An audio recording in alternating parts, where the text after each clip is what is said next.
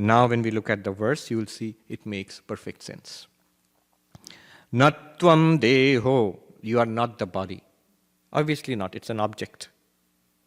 Activities of the body. Somebody said, it's there in one of Shankaracharya's texts, Upadesha Sahasri. The student objects again. He says, but sir, you're saying that this is an object because I'm aware of it, and the body is also an object, I'm aware of it, so I'm not this book, I'm not this body. That's the sum of substance of your argument? Yes, but no, it's not the same thing, because the body hurts. It's a question asked to Shankaracharya. You get burnt, it hurts. If you burn something else, that object, it will not hurt me. I am this. That's why it hurts. But Shankaracharya says that hurt, pain, are you aware of it? Of course, it hurts, I'm aware. If you're aware of it, then it is an object. Because it is an object, you are aware of it. It is appearing in your consciousness. Just as the body is appearing, the pain in the body is also appearing in your consciousness. One of the subtle but important techniques in Advaita Vedanta, one sadhu in Uttarakhand said, जो जिसका धर्म है उसको वहीं रहने दो. Whatever is the property of something, let it remain there. Don't misplace things. Don't misplace things. What do you mean? The pain is a pain of the body without any doubt. It is affected by it is actuated by the nervous system. It's a property, a process going on in the body.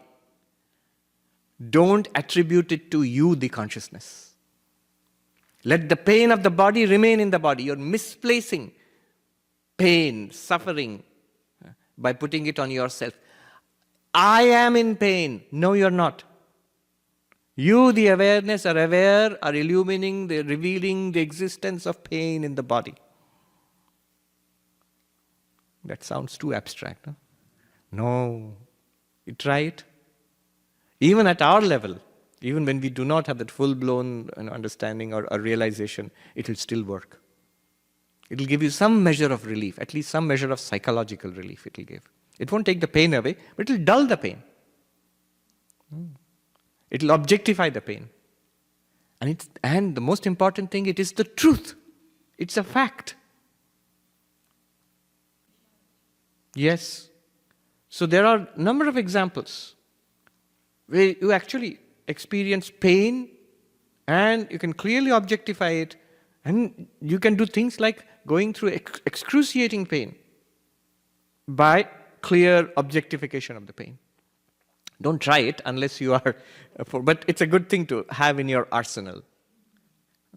One sadhu in Uttarakhand from whom I was studying this in Gangotri, one day while teaching this, I still remember, surrounded by monks and the Ganga flowing by nearby, he suddenly closed the book and looked at us. And he said in Hindi, I'll translate for you, हाथ में अस्त्र है महात्मा जी और दुश्मन से 2 थप्पड़ खा के रोते रोते वापस आ गए तो क्या मजा है Mahatma ji. You have all these weapons in your hands. Oh monks, you have these weapons in your hands. And you go and the enemy gives you a couple of slaps and you come back weeping. What's the fun in that? Weapons means this knowledge is there in your hands. What is the enemy? Suffering, pain, delusion, desire. All of these things come up and we are swept away by them. And then we bemoan the fact, as it is suffering. And after that, reading Ashtavakra and Advaita Vedanta, and then double suffering. Why? I should have been able to tackle it. It didn't work at all. Worldly suffering plus Advaitic suffering then. No. Kya maja hai? What's the fun in that? These are weapons to be used. Try it in the midst. Take it for a test run. No, I would do that. I would, sometimes, I was reading that, I would pinch myself hard and sharp and observe carefully to see the pain arise, burn, and disappear again.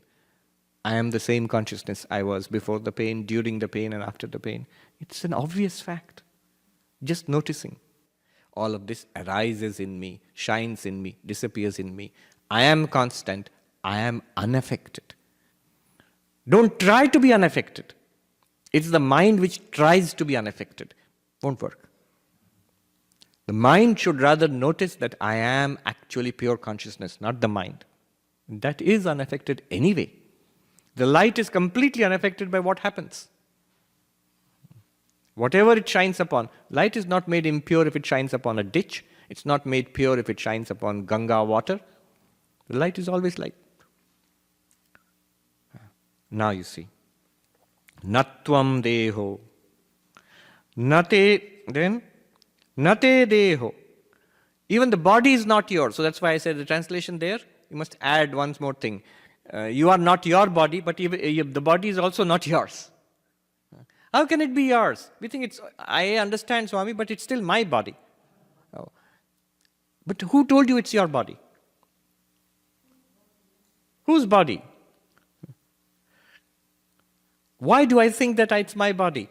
It's like when the cops pull you over and ask for the papers of the car. Show me the papers to your body.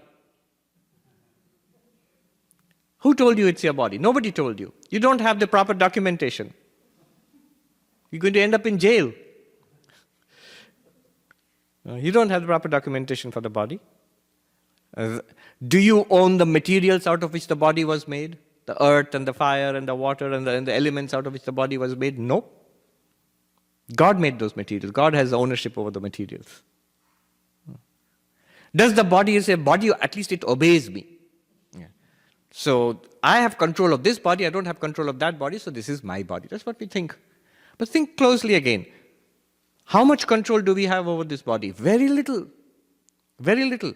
Most of the amazing processes, intricate processes going on in the body, at the organic level, at this suborganic level, at the cellular level, at the intercellular level, intracellular level, at the molecular level, enormous amount of activities going on.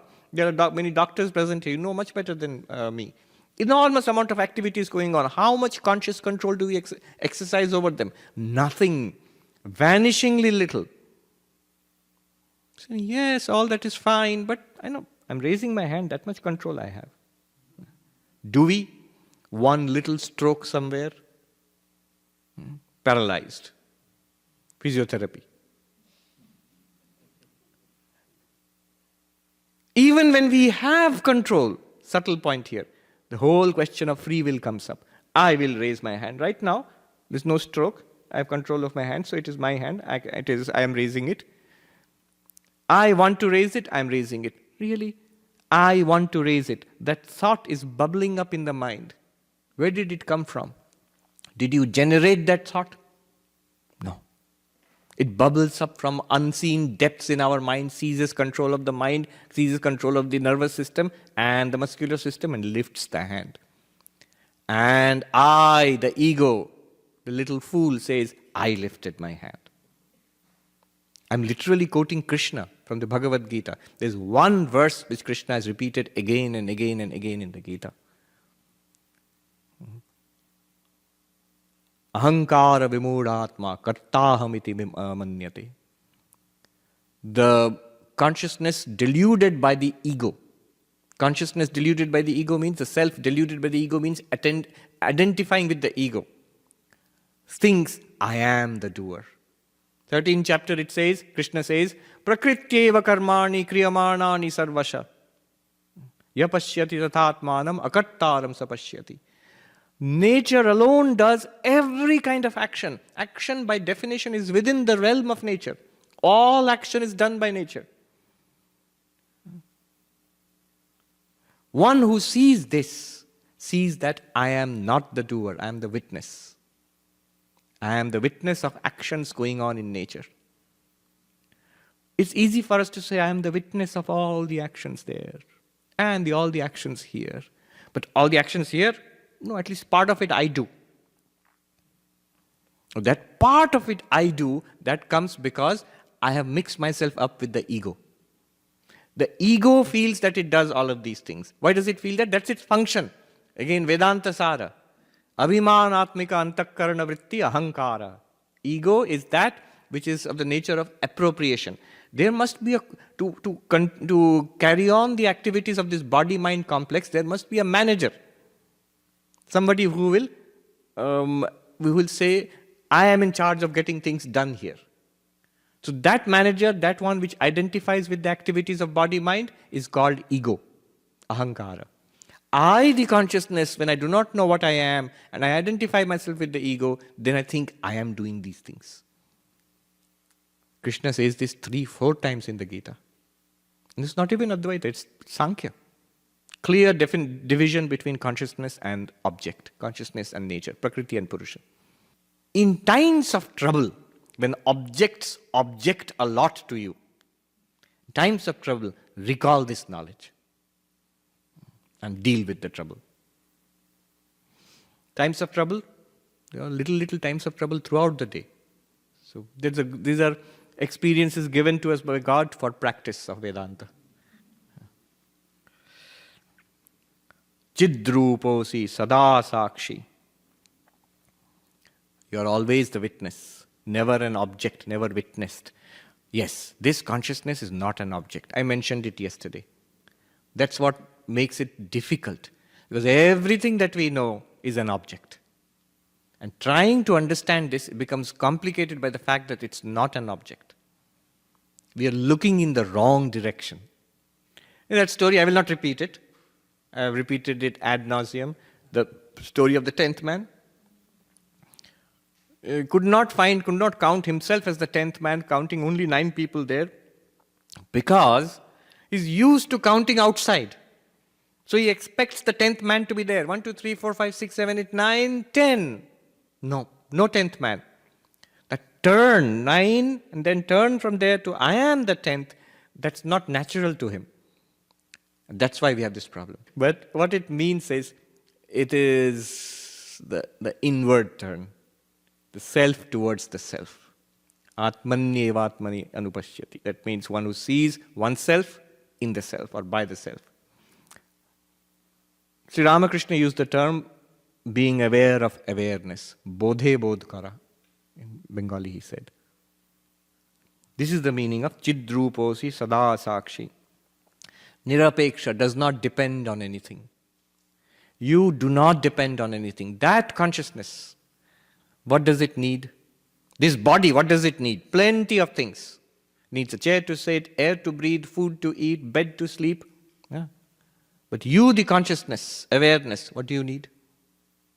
This mind, what does it need? Plenty of things. Books to read, movies to watch, people to praise it. So many things it needs. But this you, the awareness, what do you need? Nothing. You're perfectly all right when all the objects are there, pleasant and unpleasant. You give them space. Just like this sky, vast sky. Blue, blazing blue color, clouds floating through it, planes flying through it, birds and insects and dust flying through it. Perfectly all right. Same sky at night, dark, no color, maybe there are no clouds, or there are clouds, no planes, nothing. Perfectly all right. You, the consciousness, in the presence of samsara, body, instruments of knowledge, become pramata. Pleasant and unpleasant experiences, bhokta.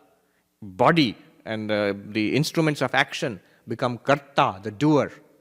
You walk, talk, hear, you write, you work, enjoy, suffer, know.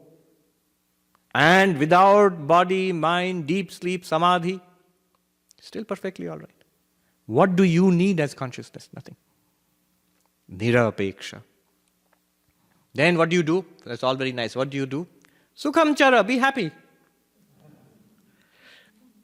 Do you have to run away to the mountains now? Or remain permanently here? Ask the people here, can you give me a little cottage? Now I've become enlightened. Can't go back to Manhattan. I'll stay here forever. People feel that now I have nothing more to do. I have to make a radical change to my life. You may or you may not. Ramana Maharshi was asked, did you have to become a monk? A housewife asked him to become enlightened. He said, no, mother, no, you don't have to. Then the immediate question, then why are you a monk? And he was an ascetic. He lived in a cave near the mountain. And he said, that is my karma, the karma of this body. The karma of your body is that you are a housewife working in the house, in the kitchen. Both of us can be fully enlightened, fully free, because we are that reality. I mean, I'm adding these words. He did not say so much. He just said, it is the karma of this body, and that's the karma of your body, but both can be enlightened. Nisargadatta Maharaj's story is there when he became enlightened, when he got this realization, I am the all-pervasive self, I am not this body and mind, I am not this person. His first reaction was, enough of this nasty life. He was in the largest slum in the world, I think.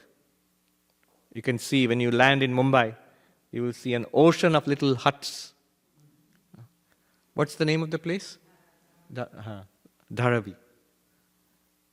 So he was there and he said, this nasty place, why should I stay here? I don't need anything here. Let me go to the mountains and live my rest of my life in that pure place.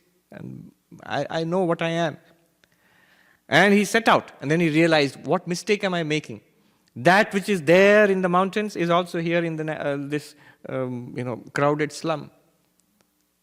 Clarity. And he stayed there for the rest of his life.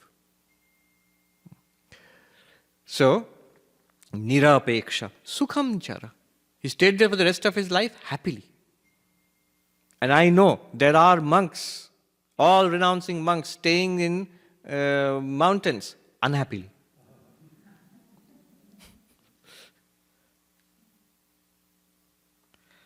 Then next.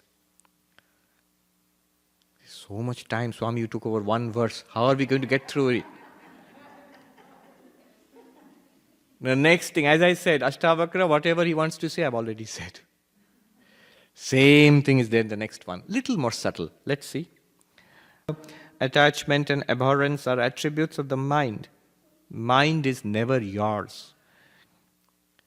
If you can do a little bit of this, I am not the mind is not mine. Instantaneously you will be free with every problem of your life. Problems are not there and therefore you see it in the mind. No, it's the mind which sees it and therefore problems are there. One sadhu said, Shant man mein bhala samsar kaun dekha hai? In the absolutely serene and peaceful mind, wherever has anybody seen samsara?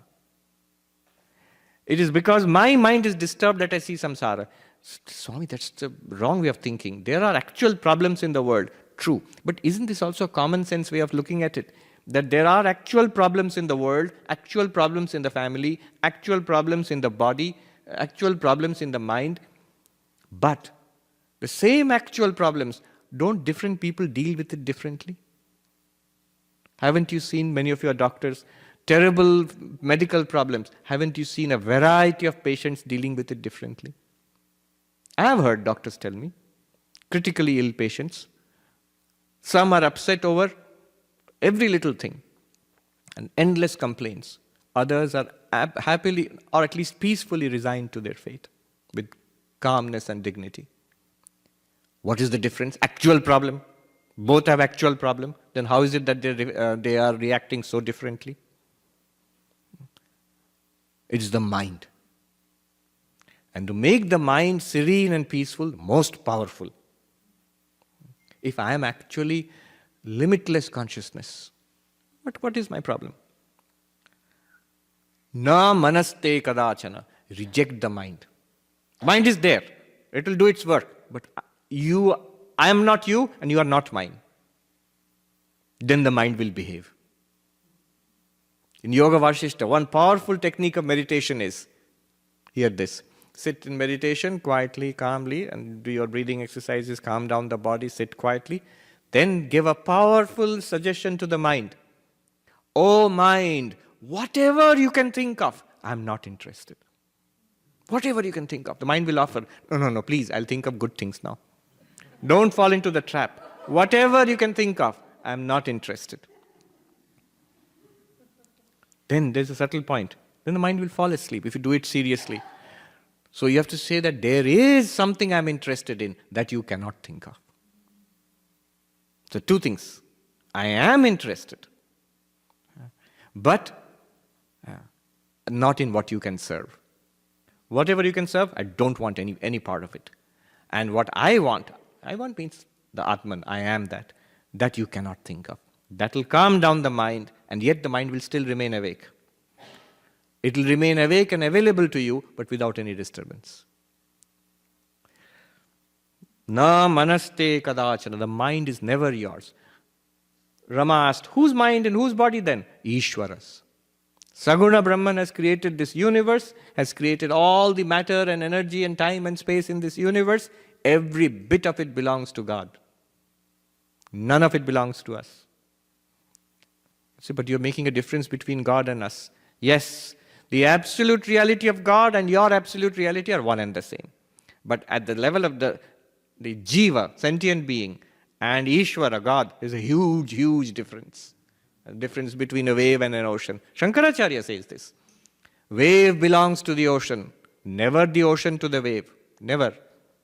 Shankaracharya says this. The wave belongs to the ocean, never the ocean to the wave. Therefore, thou art my Lord, and I am thy servant. But, then what is Advaita? Advaita is, there is this water in which both ocean and wave appear and disappear. Water is the ultimate reality. I am that water. Nirvikalposi, without differentiation, without variety. Thoughts are many, many. Perceptions are many, many. Situations in life are many, many. Consciousness, one and the same, homogeneous. Nirvikalposi. The Nirvikalpa Samadhi, how difficult. Yes, because you're trying to attain Nirvikalpa Samadhi in the mind. Very difficult. Most difficult of attain. Can be done, but most difficult. But another kind of Nirvikalpa is available to you right now all the time, choicelessly, effortlessly, which is you yourself. You are Nirvikalpa. Nirvikara. As I said earlier, all these things I've said. Nirvikara means not modified, not changed. Body is changed by life, by the pressures of life. Mind is traumatized, weighed down, become blasé with life. But not consciousness. Ever new, ever shining forth. The most ancient one, the most new, as bubbly as the newest 5-year-old, Consciousness is like blazing forth all the time. Ever new, not affected. Nirvikara. You are Bodhatma. Even again and again, he says, these are the key words. In the verse number 4, it was Chidruposi. In verse number 5, it is Bodhatma. It just means you are awareness, you are consciousness. Right. Now, we will do a short exercise. No, not question answer now. Short exercise. Hold on to your questions. We will try to appreciate what has been taught here. I will guide you through. Sit straight, relax, put your hands on your lap, or wherever, as you are comfortable. Just sit straight and breathe normally. And when you are comfortable, just close your eyes.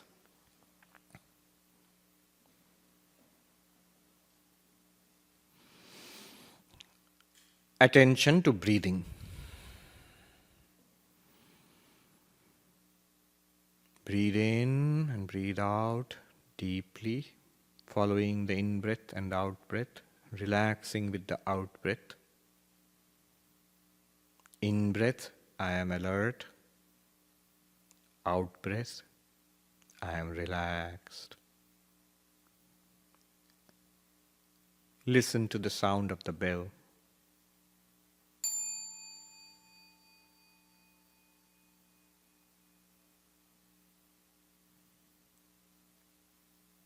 The sound of the bell arose in awareness. It shone in awareness. It faded away in awareness. Notice it for a fact.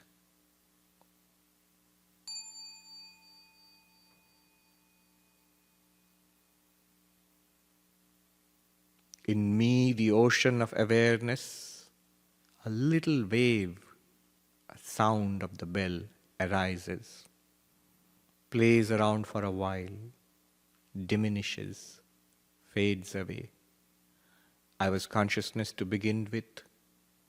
During the sound, I was consciousness. After the sound, I still remain consciousness.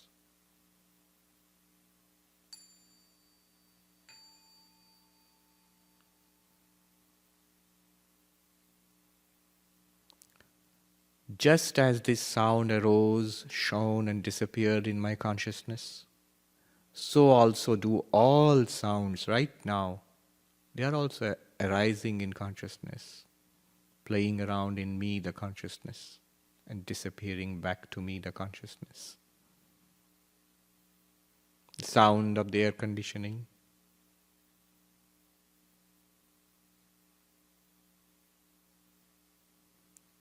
other sounds in the room, the voice of the speaker, other sounds outside the room,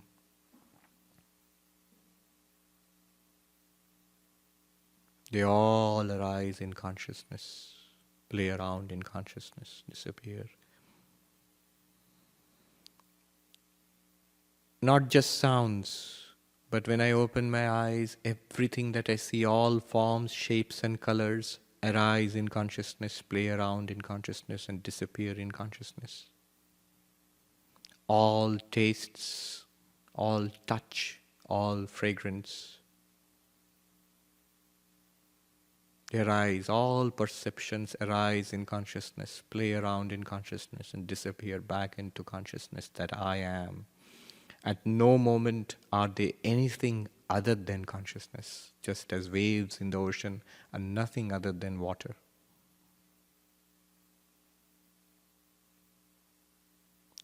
All thoughts, ideas, emotions, memories, ego, they arise in consciousness, just like that bell, play around in consciousness and disappear back into consciousness, which I am.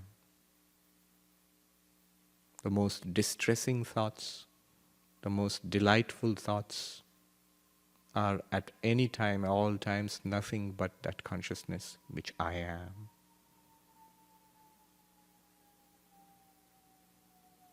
All my projects, my desires, my regrets, my memories, my personality are nothing more than like that bell which sounded in my consciousness, echoed and disappeared.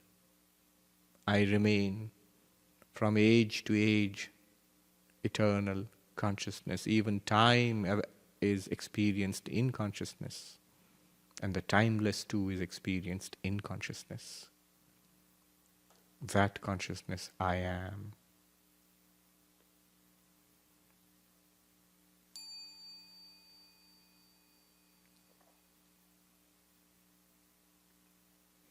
Gently open your eyes.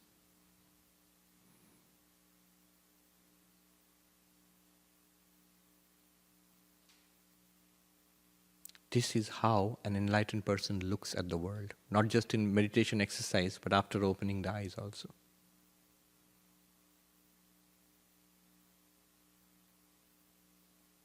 Use this whenever there is trouble. Use this. Actually, to use it, you have to make a habit of it. That's why nididhyasana is there, to stay with it.